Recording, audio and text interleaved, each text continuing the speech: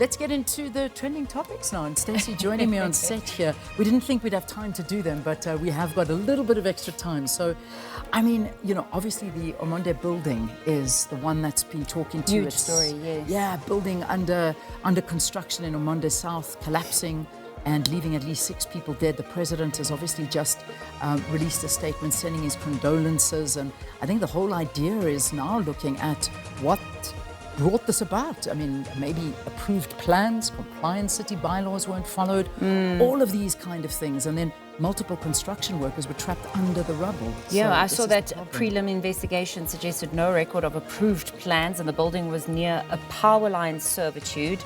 And that's where construction was meant to be restricted. So we're going to have to wait and see what the latest developments there are. But it's clearly rescue operations continue while investigations into the compliance issue and of course liabilities will be underway as well. Still a sad story nonetheless. A very, very sad story. I mean, I'm just looking at what people are saying actually on social media, and obviously there's just lots of reports, lots of photographs, and even the SABC News saying a concrete slab.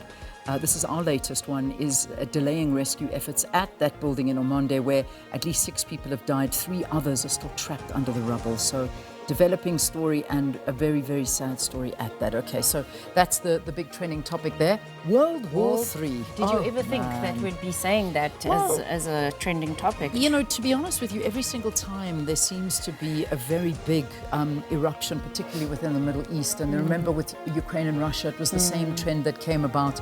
And then again with regard to Israel, and then when Iran and America, and these are all previous events where World War III was trending. Coming up as a and trending now, topic. But however, this one is feeling There's a sense of incredibly legitimacy tense. that's added to it. Obviously, widespread conflict in the Middle East involving the United States, Israel and Iran.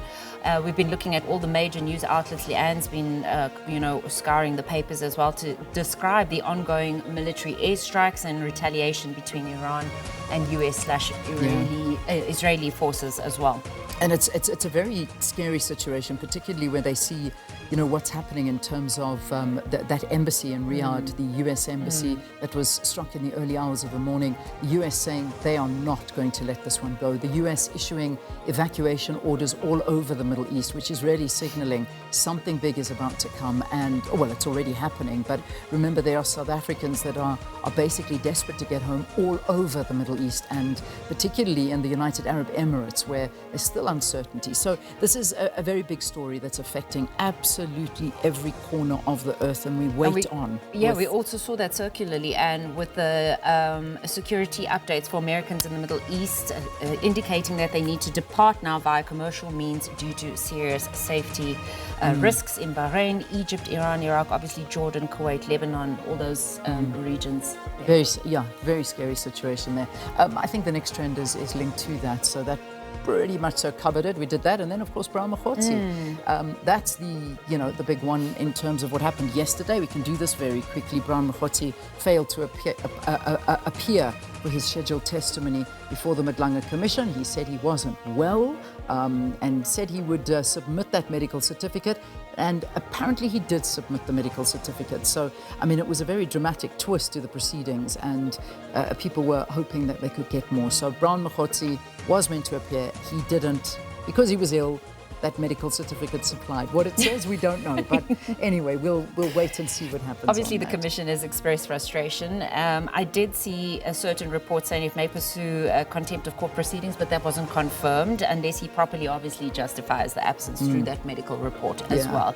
And then Gautrain asset handover to Gauteng government. This was a huge one over the weekend. It was. I don't know. And everybody's speaking about this, saying, "Oh no, is this a good thing or a bad thing?" And people are just saying, you know, this is now the end of the Gautrain. Or is it? Is it going to expand? Remember, I think it was a few months ago that we actually did have a very short interview ahead of the Soweto Derby, actually, and there were plans to obviously expand the Gautrain, but the transfer marks the completion of all payments related to the Gautrain project, and obviously it does signify provincial ownership now, and it could have implications for future governance, funding, and then, of course, course, as you mentioned now, operation of the network. Although details of how operations or fares might change have not yet been fully outlined publicly. Yeah, well, just a lot of people just doing big comparisons between what the trains in Joburg look like with a picture of the Gautrain and saying, is this the Gautrain in 3 years? Well, I certainly hope not. But anyway, that's kind of what's happening on the socials. So we'll leave them there. Those are your trending topics.